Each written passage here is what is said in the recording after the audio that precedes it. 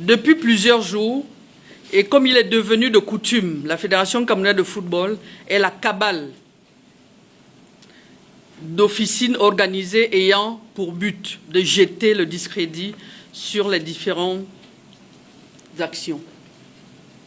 La diffamation, la calomnie et les insultes à l'endroit des membres du comité exécutif et particulièrement sur le président Samuel Eto'o sont devenus le menu quotidien. Céline Eko est fâchée, ses collègues du comité d'urgence ils ont exprimé leur ras-le-bol ce matin au cours d'un point de presse qu'ils ont donné au siège de la Fédération camerounaise de football à Yaoundé. Une sortie qui fait suite au dossier relatif au détournement des fonds alloués par la Fédération russe de football lors du match amical Russie-Cameroun du 12 octobre 2023. Le comité d'urgence dit halte à la cabale contre leurs champions. Des documents frauduleusement obtenus ou partagés par des anciens employés de la Fédération camerounaise de football en violation des clauses de leur contrat de travail font l'objet des débats d'analystes avec des affirmations graves et révélant du pénal pour certaines.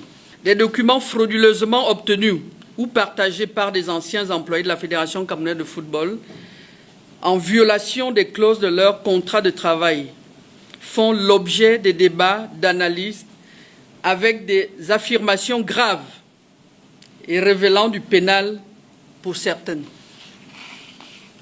Il est temps que tout cela cesse. Il est temps que les responsables de cette cabale répondent de leurs actes devant les instances compétentes conformément aux lois de la République. Tout contrevenant à cette mise en garde à en croire, la première vice-présidente de la FECAFOOT s'exposera aux poursuites judiciaires. Aucune passion ne saurait expliquer des attaques visant à salir l'honorabilité des personnes, le recours à l'insulte et à la calomnie.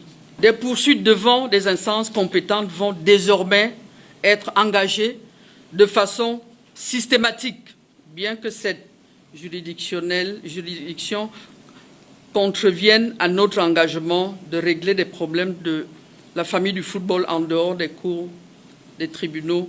Nous y sommes contraints. Une préoccupation demeure cependant. La déclaration du comité d'urgence de la FECAFOOT de ce jour suffira-t-elle de dissimuler les forts soupçons de détournement qui pèsent sur le président Samuel Eto'o?